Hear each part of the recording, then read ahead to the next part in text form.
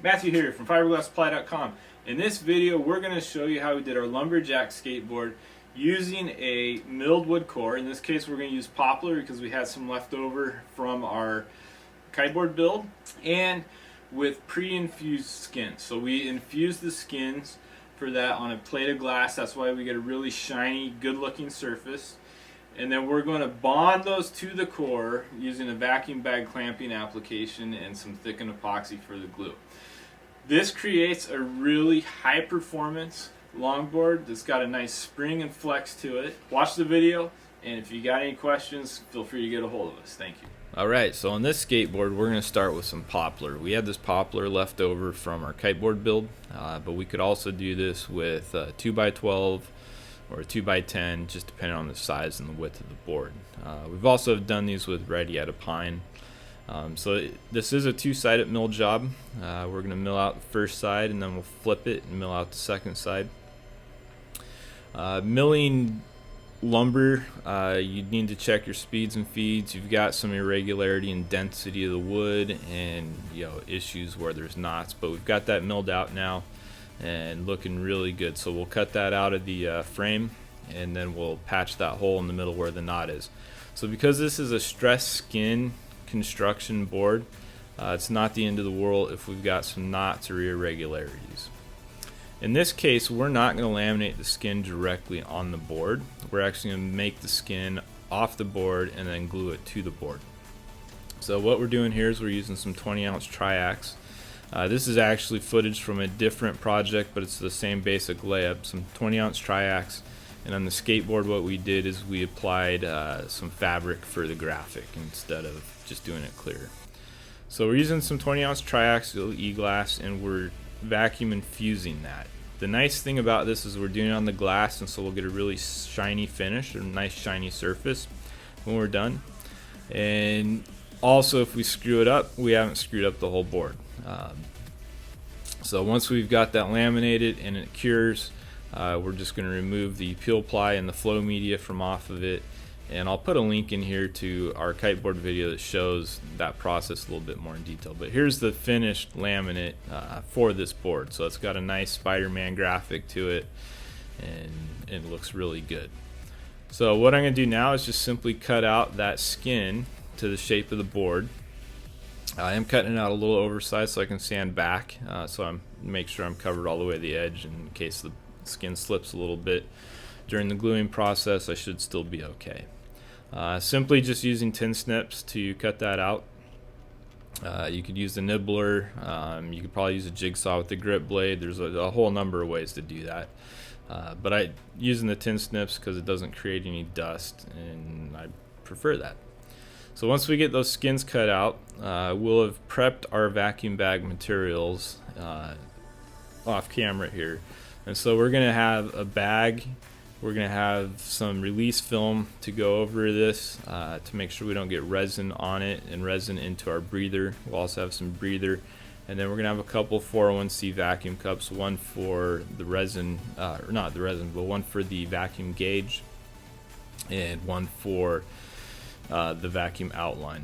So we'll just get that trimmed out. There's a couple little spots here in the corners that need a little bit of detail trim, and once we've got those trimmed out, the next thing we'll do is we'll actually put a plastic film over these. So we've got two nice shiny surfaces. We don't want to accidentally get glue on them and get them gunked up, so we're just going to tape some plastic over the skins there so that when we glue this together we won't get any glue on those skins, and it'll be nice, shiny, and perfect the way we anticipated it to be. I'm just using some excess vacuum bag to do that. You could use a release film.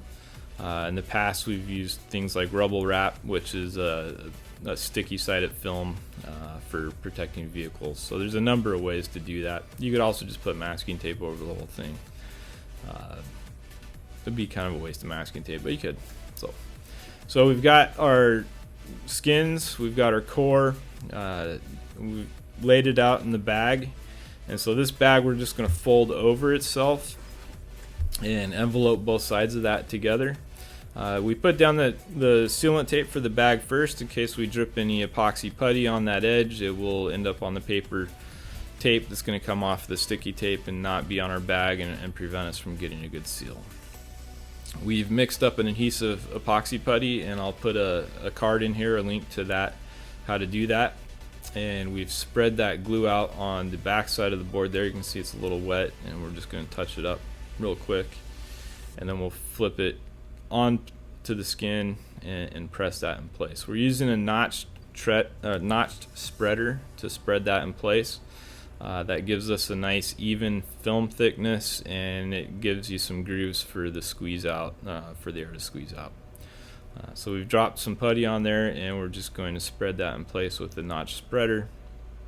And again, we just want to get a nice even thickness of resin putty on there. And once we've got that ready to go, we'll drop the top skin on, clean up my excess. You know, if I get some squeeze out, it's not the end of the world, because we are going to come back and sand that edge flush. But any bit that you can avoid getting in there will mean less work. So we've dropped that top skin on. You can see it kind of pop back. This board does have pretty good concave through there, but I'm not worried about that because we're going to put it under vacuum. In this case, we did negative 20 inches of mercury, which is probably more than we needed, but that's plenty to smash that all in place. You know, that's roughly 2/3 of an atmosphere, so about 10 psi over that whole board.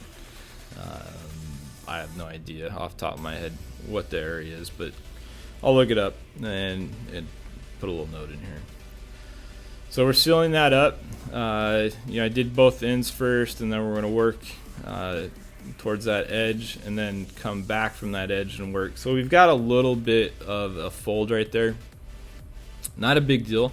We'll just take a little ball of sealant tape. If it was a bigger fold, we would use a straight piece of sealant tape and create a rabbit ear, but we'll just put a little ball in there and then squeeze that all around it. Areas to look for leaks are where the sealant tape overlaps. Anywhere you have a fold in it, so like at the very ends where we folded the bag over, there is a fold. And then pleats like that are most likely areas for leaks. But once we get that under vacuum, we'll go around the perimeter and I'll check for leaks. I've installed the two 401C cups. One has the vacuum gauge on it and the other has a quick connect on it, so we can quick connect to our vacuum hose. And we're going to pull a vacuum on this, and the bag comes right down and clamps that in place. So now we're clamped in place. I just want to go around, double check, make sure I don't have any leaks.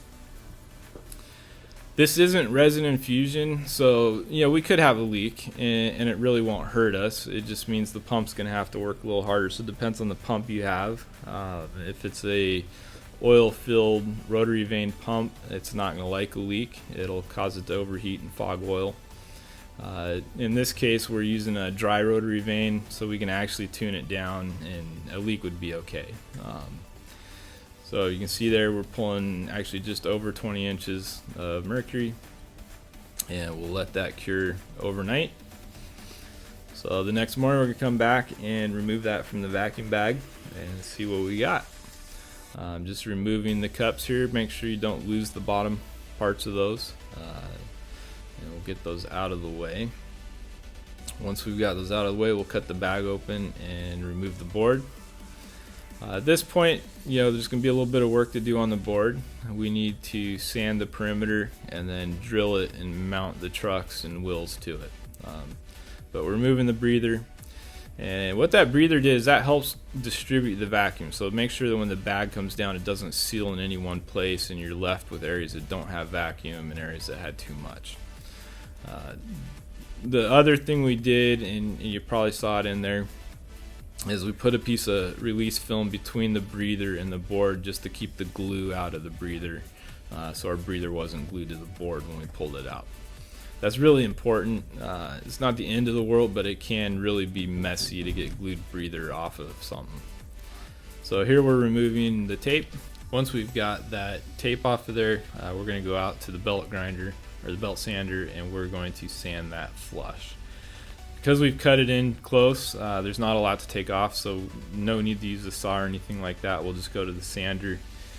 We have a belt sander. If you don't have one, you could use a disc sander. You could use a longboard with a sanding block, or a longboard with a 36 grit paper on it. A lot of ways to do that.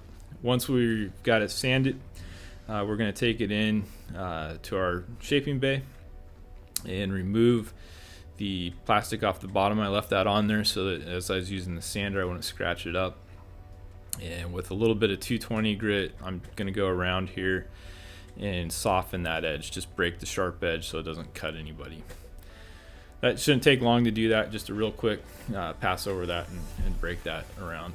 So you can see here we've got a really good looking board, nice and shiny and ready to mount with trucks and grip tape. So we'll move on to that and we'll drill some holes for the trucks. All I'm doing is using the truck riser pads to line up on the center line. I'm just going to clamp those in place, and then we'll drill the holes with a 3/16 inch drill bit. We're using standard skate hardware here, so number 10 screws with nylock nuts. And we'll just drill out both sides, get both ends drilled out. And then before we mount the trucks, what we'll do is we'll apply the grip tape. We do have some clear grip tape we're going to use, so we're going to cut the length, and then we'll peel the backing off of that and adhere it down to the board. And once we have it adhered to the board, we'll come around with a razor blade and trim the shape. So you get one end down, make sure you're lined up straight, get that pressed down. Not really necessary clear grip tape as much as colored grip tape or black grip tape, but what we used to do when I worked in a skate shop is we'd run a screwdriver around the edge of the board, and that would kind of show you where that edge was. I'm doing a little bit of that right there. Again, like I said, not as necessary with the clear, but then you come in from underneath it with the razor blade and trim it. Just a regular razor blade works great. It's going to dull it pretty quickly, which is why a cheap regular razor blade is better than using like a trim knife or something like that. And we'll start setting our bolts through there and get our trucks on. So bolts, riser pad, and trucks. These are Randall's or reverse kingpin trucks, so the nut should go out instead of in. If you're running regular trucks, the truck nut would go on the other side. So if you got any questions on that, just get a hold of us. So we'll tighten that up. If you're not comfortable or competent with the screw gun, do it by hand so you don't strip the screws out. No worries, you know, I just like to do it quickly, so I'm running the screw gun, and I've set the setting on that down so that it clutches out instead of stripping my screws out.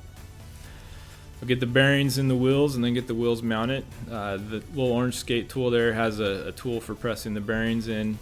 You can also use a press. The other way would be to use like the back of a screwdriver handle and get them somewhat seated so that you can get them on and then carefully tighten them up. I usually tighten it up until it's snug and then back it off so the wheels spin freely. Back it off like a half or a quarter turn until they spin freely. So there we go. The board is assembled and ready to go. Unfortunately, I'm not going to have a video of us riding this because this is a Christmas present that we're shipping off to my nephew. Just wanted to show you we've got some concave there, and then we've got some camber. This is going to be a really nice board. It's got a really nice flex pattern to it. Again, it is a poplar core with fiberglass skins, 20-ounce fiberglass. And for the graphic, we used some fabric picked up from Joann's or Walmart. So really easy way to do the graphics. Right here we have one of our employees bouncing on the board to show how it flexes. This is going to be a really great high performance longboard.